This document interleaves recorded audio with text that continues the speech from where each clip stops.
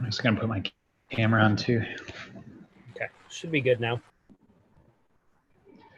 Cool. Welcome everyone on YouTube to the Node.js tooling group meeting.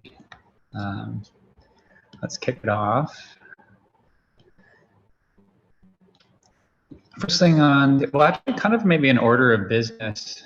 I'm just kind of looking at our agenda, and it seems like some of the stuff is a little stale or doesn't have, like there's some stuff that should definitely be on here, like the discussion around the work we've been doing for recursive RMRF, which I think we can talk about in that first bullet point, but it doesn't really, I don't think it links to the right issues really. And some of our issues on here are maybe a little bit stale at this point. So we might want to do some issue grooming at some point soon.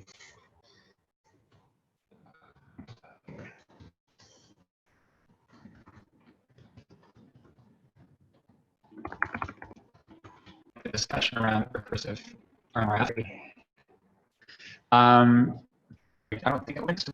With all that said, it looks like the first agenda item is pretty topical to the recursive file system work we've been doing. Do you want me to give you a rundown of the meeting we had with the TSC about it? That'd be helpful to folks. Okay, so I'm going to do that. So basically, we want to do some issue point soon. Basically, we have this outstanding.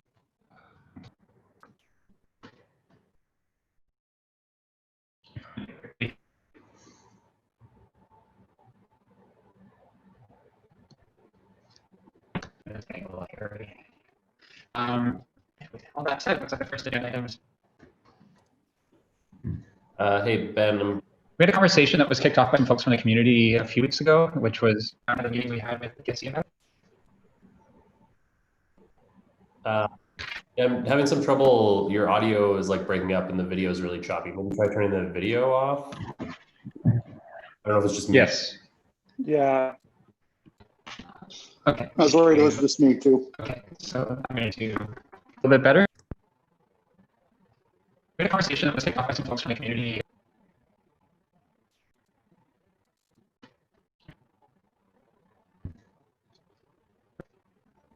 I still don't really hear you.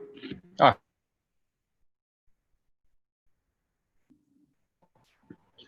Is that marginally better? That sounds okay now, yeah? Yep. I was on my Wi-Fi. Yeah. I was on my Wi-Fi accidentally. My phone has way better bandwidth. Okay. All right. So let me reiterate what I was saying then. Two things. Basically, I think we should clean up the agenda a little bit.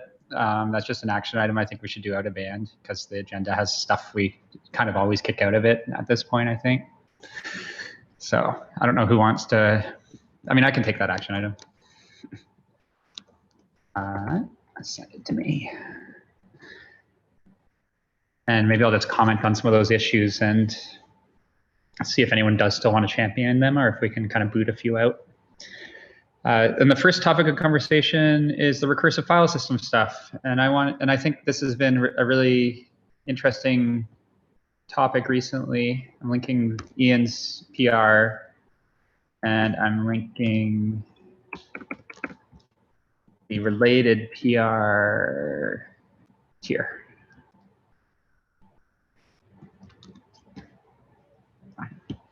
So specifically, we had a couple folks from the community come in and make the case that our kind of munging together of rm-rf and the existing rm-dir method was a little too permissive, and it didn't really match other APIs in the community, and it didn't match the kind of the paradigm of a correspondence between the file system operations and kind of what's expected in the POSIX API.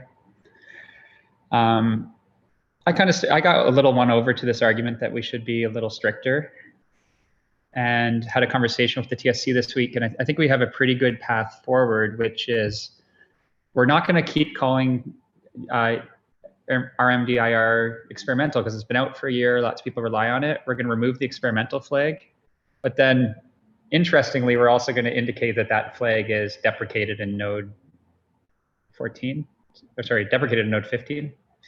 And that and then we're then going to work on adding a new RM method that's more permissive. It is basically the behavior we have today and is a clear thing that people can migrate towards. And then in Node 16, we remove that recursive method as it is today, and folks have available to them RM. So I think that's pretty much a summary of, I think, where we landed in the TSC conversation. Yeah, I think that summarizes it well. It's a bit weird, and a little bit of like a reversal on kind of the previous decision to put this in RM-dir, but I guess better to get it right. Yeah, I think the point they made was that this is kind of for the purpose of experimental, which is fair. And I kind of, this is what we were advocating at the outset anyway. So, I mean, yeah, it's a little weird. It is a reversal for sure, but I'm happy with it personally. Yeah, I mean, it was kind of like the original idea. I wouldn't have imagined it would take like a half dozen people a year and a half to add recursive file removal, but I think we just need to figure out what we can learn from that process. For sure. I think we already talked about some of that, right, in the meeting, in the previous meeting, like for some of the new recursive file system operations, start with some kind of like RFC or proposal and get buy-in on that before we start implementing. I think one other thing that might be a good learning here is there's nothing wrong with offering two APIs, one that's strict and one that's loose. Like, you know, had it come in with like a really strict original approach, which didn't necessarily solve all the user problems, and then you had a second API, which was the loose and actually usable for most cases feature, like that I think would, you could make the argument when people come in and say, look, yeah, but it doesn't do this behavior that I want. You can always point to the lower level or stricter or, you know, whatever you want to call it, for that kind of thing, which is effectively all that's happening here, right? Like the change is basically we're moving it to another name and keeping the behavior. Yeah, I do think. Yeah, and I do think like probably we'll make it so the rather than getting rid of the recursive flag completely, I'm going to make the case we should probably move it to like the behavior of .NET or to Dino or one of the other APIs where you still have the recursive, but it is throwing on a few situations. Yeah, no, I agree with that comment though, that like it's not the end of the world. Like if we could have started here, right? Fair. So let me ask, I think, Giuseppe here, I think that maybe Ian and I had an action item to start to work on an RFC around that. Ben, can you capture, I'm on my phone, so I don't have the notes in front of me, what the decisions were from the TSC, and we can start to put that together in some sort of RFC? So this was just for the RMRF stuff, which was pretty much already in motion. I think the action item from the other meeting might have been copy recursive, maybe? Is that what we were talking about? I think that was the one. Yeah. I think there were two things. One was to put together a list of other file system operations that we could make recursive. And the second one, I think, was maybe to do an initial RFC for something. That one I don't actually remember offhand. I haven't had time to do anything on that in the last 2 weeks because I've been focused on this new PR. But I should have that done this weekend, so we can maybe start on that next week. I think it may be a good way to. I would say maybe a good way to approach that action item would be we take the stock of what, like Ian said, take stock of what we've done so far and like have this like, here's our plan for the API, for the file system API, and here's the 4 things we think should be recursive that aren't, and here's the 1 additional recursive method we'd like to add that we think would be really valuable to the community. Does that make sense, Joe? That's what the other one was. I think we were going to start putting together an RFC for like copy dir or copy tree or whatever. Yeah, that makes sense to me. That makes sense. And then, yeah, and I think like, I do think like this has been I think we have buy-in, we have a plan. I think we're going to get RimRaf over the finish line, but I think like the learning from this is to not do this in a slapshot way like we have been, because I wouldn't say we wasted a year, but like this is a year of time is a lot of time to spend on one API method being added to, if I have to added to something, right? It's like, yeah, and I mean, if I count the PRs that I've made and remade, I think this new one will be number 7. None of which have actually landed. So yeah, it'd be nice to not repeat that. Sounds like it sounds like you would like to potentially work with Joe a little bit as that issue starts coming together, Ian. It sounds like you're copy-dir one. I thought more like the action item of like the roadmap in general, or the RFC, or whatever you want to call it. Yeah, I think we talked about doing both. Okay. So yeah, maybe it makes sense to start with like putting together a list of things to make recursive. Just seeing if I have Joe. Well, I've got it in the minutes, and maybe an action item can be like, let's just get an email. Why don't we just get an email going out of band after this, and just so we're all on the same page? Does that make sense? Sounds good. And also, Ian, if you want to, sit down in an out-of-band meeting or something and kind of go through some of the stuff, I'd be happy to try to make that work. Yeah, sure. That sounds good. Either way. Some kind of related. Like, I wasn't sure. Something I want to touch on, even if I'm going to run in about 10 or 15, so I might be opening a can of worms. But is it okay? I'm going to sneak an agenda item on because I think it's important, which is the command line argument stuff that Chris did that's been abandoned. Yeah. Oh yeah. Yeah. Let's talk about that. It's something that I've talked to Chris about, and I'm trying to find time to do more stuff. And so it was something that I was considering picking up and trying to get over the finish line. So I'm happy to try and take that on, or if anyone else wants to, or I guess we should discuss what we want to do about it. I thought that, oh, sorry, go ahead, Ian. I was gonna say, I definitely agree that, it's unfortunate that Chris didn't want to keep working on it, but that's fine. But I do think someone from this group should pick it up where he left off and try and get it over the finish line, because I think we were pretty close. So I was speaking for myself. I was really happy with where it had gotten to, and there were like 100. I totally understand where Chris's frustration came from. Like there was 200 comments or something on it. From my perspective, as someone not dealing with every one of those comments, like it's actually really close. There's like 2 or 3 kind of contentious points that need to be sorted out. Yeah, I mean, I definitely get where he's coming from too. I was just expressing some frustration over the whole RimRaf process. Yeah, I mean, I get it. But I do think like that is work that this group has done. So yeah, someone should pick it up and finish it. Cool. I'd be happy to try and do that. And so is it cool to just kind of reopen it and just start addressing issues, or?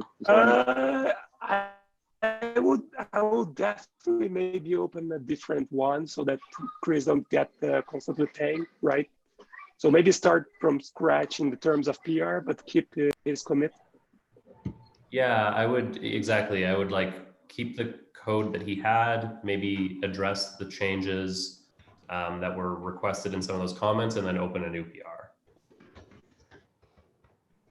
Okay, that makes sense. I'll do my best to pull that together and make sure that any of the unanswered things are brought over to the new PR. I don't want to seem like I'm kind of sidestepping any concerns or anything. That sounds amazing to me, Joe. Yeah. Feel free to ping me, Joe, about it. I think I can also maybe help a little bit. So great. Let's see. Great. I will definitely connect with you. I have one of the contentious points.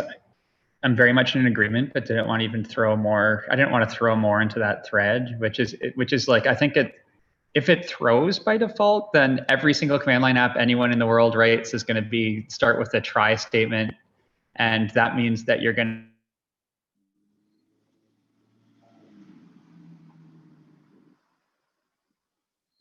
Do we lose Ben, or is it just me? I think Ben broke again. Bummer. Yeah, no, I think we lost him again. But I was going to comment on that. I did have a comment on that, so maybe I can just say right away. I do feel like we can find some. I don't know. A couple of these things just might be worth bringing up to the TSC and like see if we can do something similar to what we did with RMRF and just kind of come to a good compromise.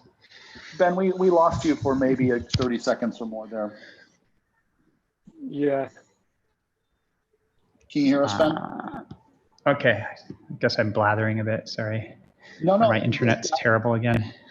I think it's your internet. I definitely wanted to hear what you had to say, but you completely cut out there for 30 seconds or more. So you were saying the try catch, the throw. What's your perspective there, and then we can move on, or maybe not.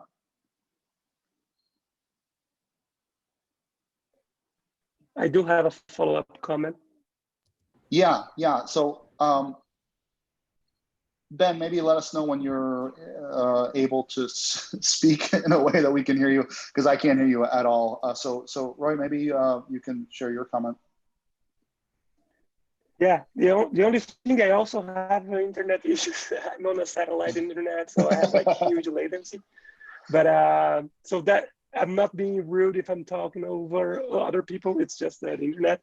But yeah, but my issue with that comment in particular was that maybe we could make a counter proposal in which the error at least become usable for final users, so that the error is like very specific and has like readable message overall for final users, so that it could be able to identify, right?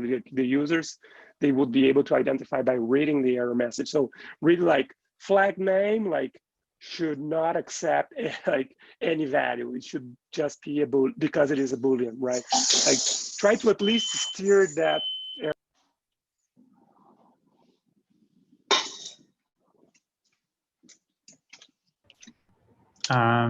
I think I'm kind of back, but I don't know how much you heard before I dropped off. We heard 0 of you, and then we just lost Roy too. So, but okay. Let's hear what you were saying. I think you cut out right at the very beginning. Okay, I was just going to say, I was going to make a case that the ergonomics of a try catch is really bad, because you're going to end up having a let variable outside of the scope of your command line parsing, because you need to assign the outcome from the parse to it, and now you're not using a constant variable for your arguments, so it's just kind of creates worse ergonomics for the API. Sorry, go ahead. Yeah, but we can talk about that a bit more out of band too, because it sounds like we're gonna have Roy and Joe working on it together potentially. So I think you and Roy are kind of saying the same thing, like throwing kind of sucks in that instance. But what Roy was saying, like, yeah, maybe by default, it's actually like a useful error message. Like this flag was, you specified this value, it should be this type of value. And then that's at least a good default error message. And maybe then people have the option of catching it and printing their own error. I think some kind of compromise like that sounds good. Yeah, it makes sense to me. I think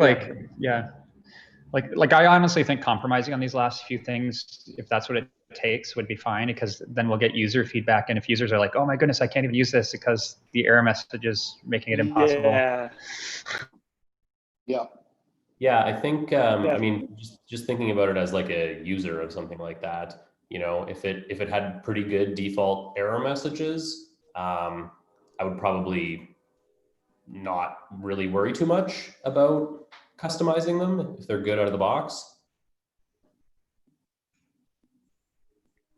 Just makes it easier, right? Like one less thing to have to handle. Yep. Makes sense. Cool.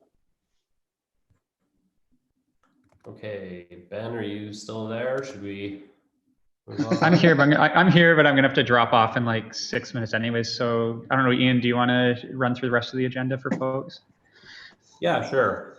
So I mean, the next thing on here is chmod-r. I don't know if we need to discuss that specifically. I think that's kind of going to become part of the FS roadmap. I know that's one of the things that we discussed adding to that. So unless anyone has something they want to bring up on that particular function. No. Okay. There's a few things here, I think, like Ben was kind of mentioning earlier, like foreign function interface.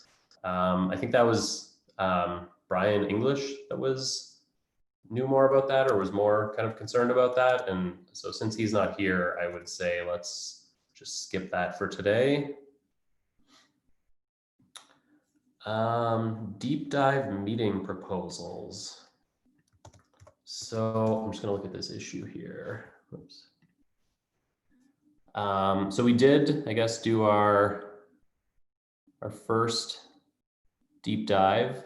I see this issue is basically what should the topic be for the second one. Looks like ESM reloading, I think, was one that was discussed. Or it could be command line parsing. Does anyone have thoughts on that? We have that next agenda item about ESM. Like, I feel like maybe a deep dive on ESM would help us actually decide to drop that next agenda item or pick it up. So I think ESM could be a good choice. Yeah, I kind of agree with that. Did you or Chris attend the modules meeting? I know that was something you guys were thinking about. I ended up not attending. I'm not sure if Chris attended or not. The one thing I do know is that Chris has been working with a collaborator. I don't know if maybe on Mocha, who's written some tooling around reloading modules. He's mentioned a few times. I think it would be good for someone in this group to understand how that works and see if it works well. Yeah, definitely. Because maybe this project. I guess, I mean, I think that's a good topic for a deep dive. When would we want to do that? Like maybe like 4 weeks from now? Does that make sense? That'd be the 30th. Yeah, I think next week might be premature. Or sorry, I think 2 weeks from now could be premature because I think someone needs to look into this space. Okay, write that down. So October 30th, tentatively. We can follow up next meeting and see. And then yeah, so I guess the next agenda item is the ESM module reloading, but I don't know if does anyone have anything on that they want to talk about? I just think it's one of those ticking time bomb things where people are going to realize it's a problem as people adopt ESM more. So it's a good thing to for sure. dig into. Yeah. I'm actually really surprised that it is not more of an issue already. But I agree with you, as adoption picks up, people are going to start running into those problems. Okay, what else do we have here? Support for hooking spawn sync. That was Corey that was sort of championing that one, I think, and he's not here, so I guess let's move on. Better way to detect a process is exiting. I also don't know who is championing that one. I think I was championing it to a certain degree, but I think we kind of kept lumping those things together with the like a better hooks API, and then we right. Keep taking the action item of talking to Stephen Bellinger, which I have failed to do. So maybe I should. I guess that's maybe another deep dive idea, is we could talk about mega hooks or whatever they're called. Let me I'm going to throw in my calendar like email or tweet at Stephen Bellinger, and then I'll actually remember to do it. Is So. Stephen on here? He's on the call. I'm on Oh, here. Stephen's on the call? Oh, great. Lurking. Are hooks still something that you have on your mind? I think it was one of the things you talked about at one of the meetings like in person. Yeah, it's still something I want to do something with. Haven't really had the time to do too much with it, but yeah, essentially, like, yeah, we have a couple different overlapping needs for hooks, and so I'm kind of hoping to get like people from these different camps gathering together and coming to some sort of consensus on like what the lower level needs are, so we can share certain parts of it. Awesome. Can we give you this action item then of setting up that meeting eventually and looping in a few folks from our group? Okay. Yeah, I can look into it. Not sure exactly how much time I have for it at the moment, but I'll get to it at some point. Cool. Awesome. I feel like maybe we can take that action. Maybe we can get rid of some of our hooks related stuff off our agenda at that point, because it sounds like it's being owned externally. Yeah, I think sounds good. Yeah, that's a good idea. Okay. I guess next on the agenda was argument parsing, which I think we've covered. The last thing that was on here is the creeping scourge of tooling config files in project root directories. I don't know if we have anything new to add on this one. I don't know where we kind of landed. I think we all kind of realized that it's a really big problem to tackle. Yeah. Like I kind of like, I converted, I had it top of my mind because I was in the middle of converting yargs over to being dual mode module. So suddenly I had like TSC and rollup and all the other stuff I already had for config. And then I was just like, whatever, okay, I have a million config files now, this is life. And, and I kind of just moved on. Yeah. So maybe that's. I mean, I think like the best case we could kind of hope for maybe is just encouraging tools to support customizing the config file location. You know, I don't know that we're gonna get everyone to agree like, all right, this is the directory that it goes in, but maybe just pushing for that customization would be enough. Then you can change it if you want. That seems like a good middle ground. Like we could just do that. Like, I mean, we could just do that with yargs and create React app and maybe Mocha if Chris is into it. And that could be a good starting point, right? Yeah. I thought most things did support that already. So do we have a like short list of things that would need to really make it work? That list? Because I mean, I don't really use the config files for any of those projects, but you know, do those not support it today? I think like the one example that I think I ran into was, oh, Ben's got to go. All right. See you, Ben. The one example that I ran into, for example, was Prettier. You can't move that config file as far as I know. And I think there are maybe a few other tools like that out there. Some do, but that seems like a pretty straightforward like set of steps for us to take. But it doesn't necessarily solve the problem, because then you have to go and convert all the projects, right? I guess obviously it helps for maintainers, but again, like I don't have this problem because I already use those when I need them. I also avoid config file based, you know, tooling when I can too. So that's, you know, maybe doesn't apply as much to me, but. Yeah, I mean, yeah, projects would have to update if they chose. I think just to me, the issue is like, you don't even have that option with a lot of them today. Your only choice is to put the config file in the project root. Even just having the option. So, you know, I'm starting a new project. I decide I want to put my config files in this directory. It'd be nice to be able to choose that for myself. I'm just a little concerned that we're going to then just, if we start promoting that, then somebody's going to say, well, I don't want it in the .config directory that, you know, the tooling group said. I want it in my test directory because this is my test config, and I want my other config in my build directory because that's the one that is my build config. And, you know, it doesn't really solve the proliferation. It just lets you spread it around, right? That's kind of what we're saying though, is like, I think initially our plan was like, oh, let's see if we can get everyone to adopt, .config or something as the config directory. But what I'm saying now is like, that does seem pretty unrealistic. So I think like a middle ground might be, let's just see if we can encourage tools to make the config location customizable. So then you have the choice. Yeah, I think it's a great next step no matter what. I think, anyways, go ahead, Steven, sorry.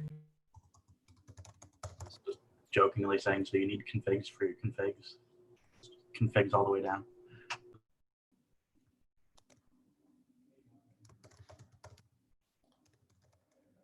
Okay, I'm just taking some notes here. So I mean, yeah, with that in mind, do we keep this open, or I mean, like the issue hasn't gone away. It's just what we're going to do about it might be better if we rephrased it and said, here are popular projects where we want to take the initiative to get a -C flag or whatever, whatever it needs for that project. And that will be that, like, will close off the open-endedness that is currently in the open issue, Yeah, I agree. I think we talked about making a new issue anyways, because there was a bunch of, it got on like Hacker News or whatever, and it got a bunch of comments. So yeah, maybe closing that and opening a new issue where, yeah, maybe we just identify like a list of some initial tools that don't provide this customization and open issues with them or something. Sounds good.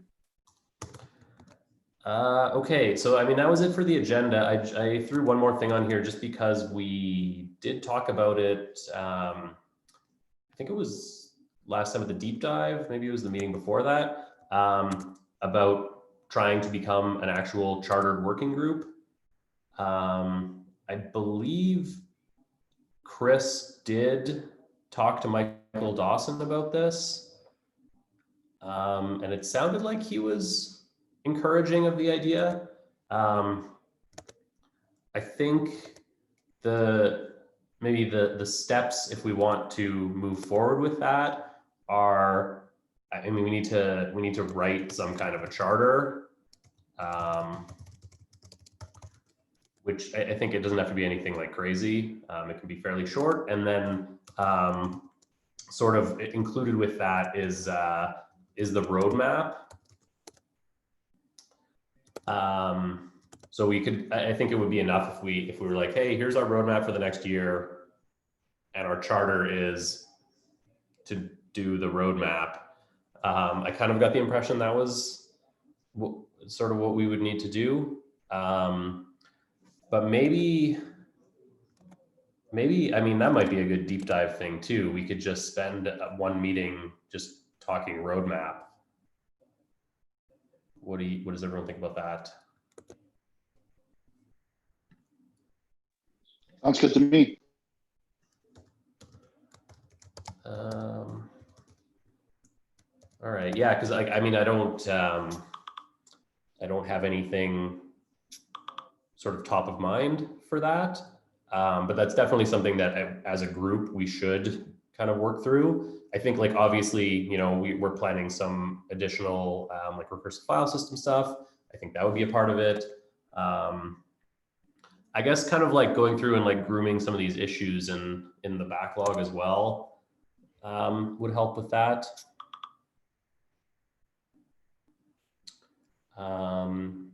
Yeah, Roy in the chat said someone should own that if Chris isn't going to be. I don't know.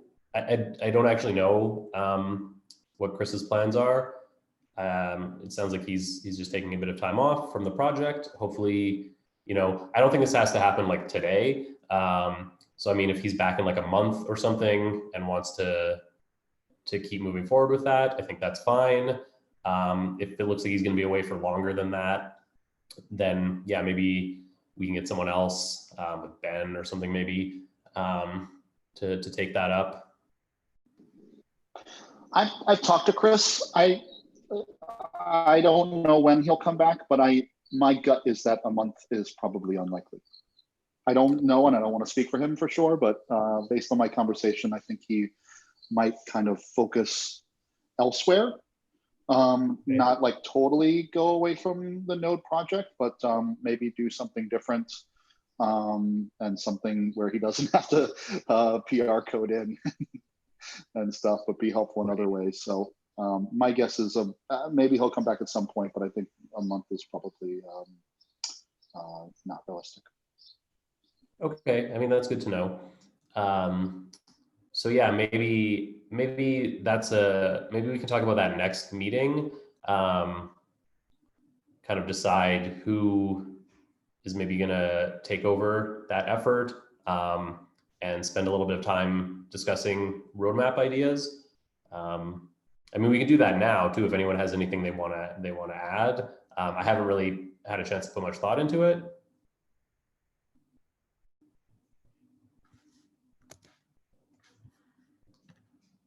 I think like I'll just write down, I mean, the recursive file system stuff, obviously. But yeah, I don't really have anything else on the top of my mind that we would want to include in that. Okay, well, so maybe that's sort of an action item for everyone for next meeting, is like put a little bit of thought into, you know, what we think this group should work on over, say, the next year. And then, yeah, maybe we can discuss that. Hopefully we'll have some of the issues cleaned up by next time. And then we can at least like bullet point, like, here's some of the stuff we want to put on our roadmap. And then also, yeah, kind of decide who we want to get to take over that effort. Sounds good. Wes says he has a topic. Yeah, we definitely have time. We've got 20 minutes left. Well, I didn't want to cut that short or anything. So I was wondering, and I think I actually even pinged the team in on this. So the package manager discussion has been ongoing, and I have opinions that I think somebody needs to own this in the form of a group. And I think the ones that come closest to the space are the package maintenance working group and this group. I think maybe the package maintenance group is closer, but I'm not actually sure, because really, to be honest, like the foundation of a lot of the things that, you know, anyway, the package installation story and tooling we provide from Node Core is very important in this space. I just wanted to bring up and see if anybody had any feelings on this group's participation in that discussion, if it fits with people's sort of vision, or if not, and you know, and then I won't bring that up again. But I hesitate right now with that, because I think that it's a couple of ICs driving it, which is fine. I mean, you need that. It's totally great. But also, without the structure that some of these groups give, I think it can easily go astray, or like if a couple of those ICs no longer participate, then like the whole thing is got nobody to support it.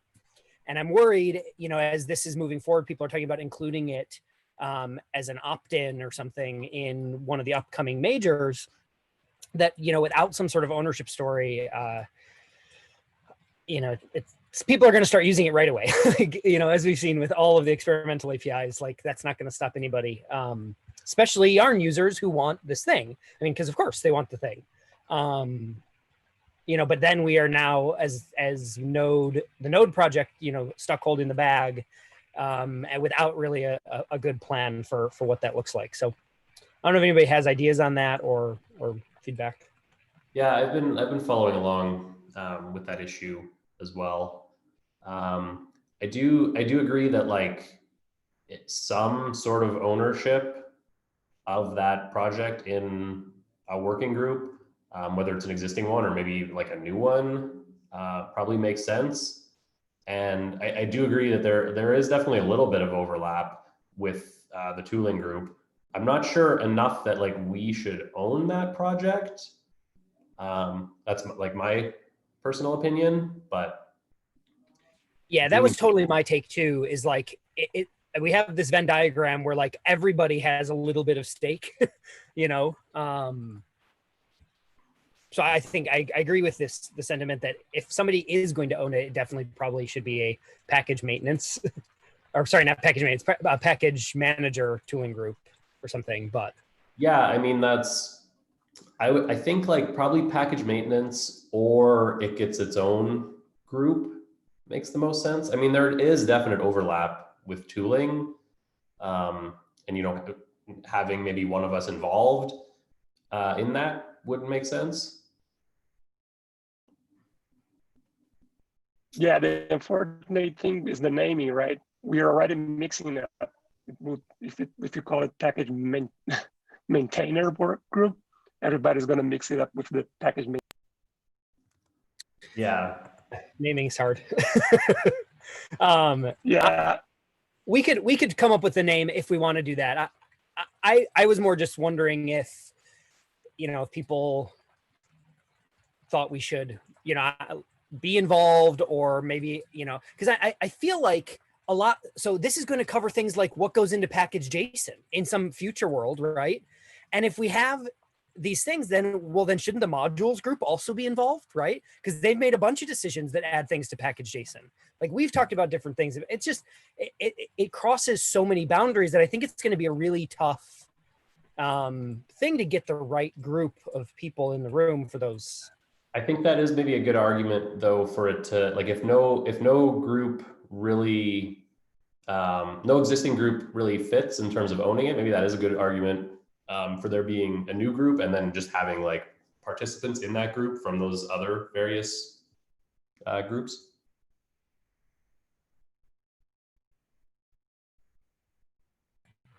Okay, well, if that's it, then I'll add that maybe to the conversation over there at some point. I'm hesitant to.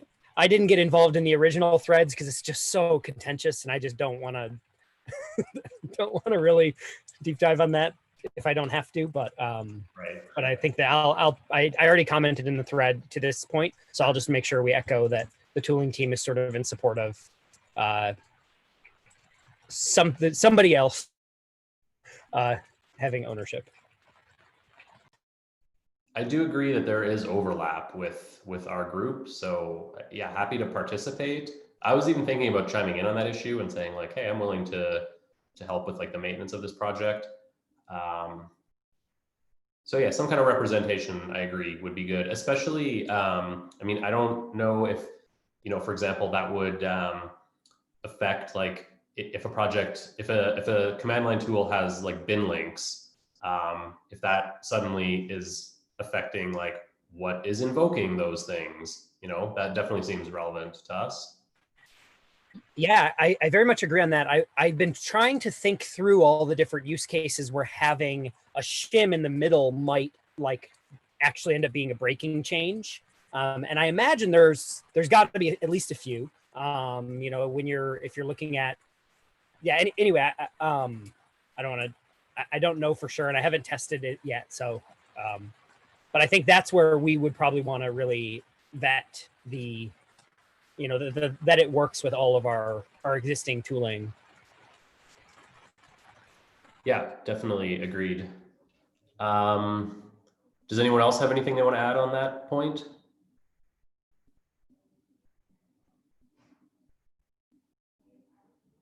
No? Okay. Roy, I see you said in the chat that you had something you wanted to mention. If your internet's working, if you're still there, otherwise I can do it.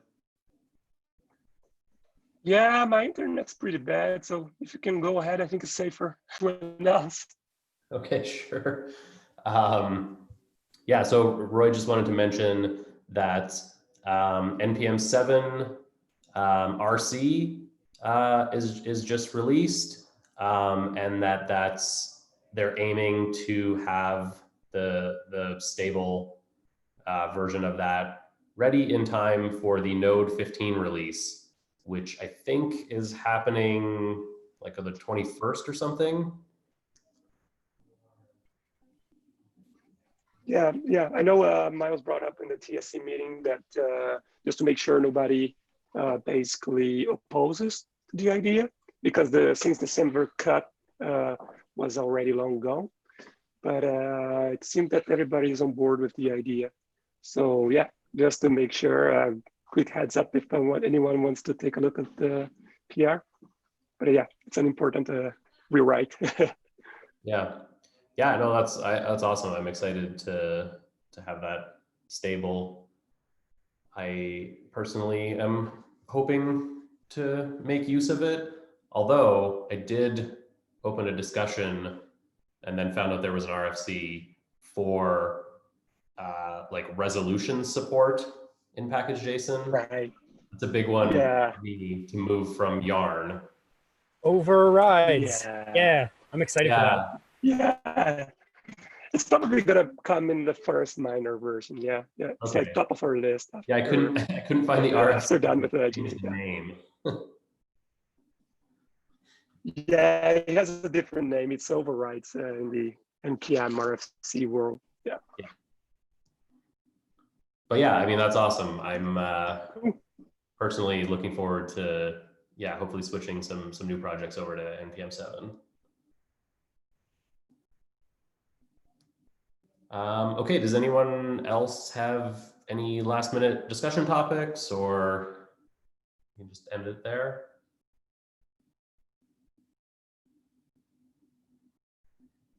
Sounds like a no. Okay, yeah. So I guess just over the next couple of weeks, let's give some thought to what we think should be on our roadmap for this group. And I will see you all in 2 weeks. Sounds good. Thanks. Bye, everyone. Have a good weekend. Bye.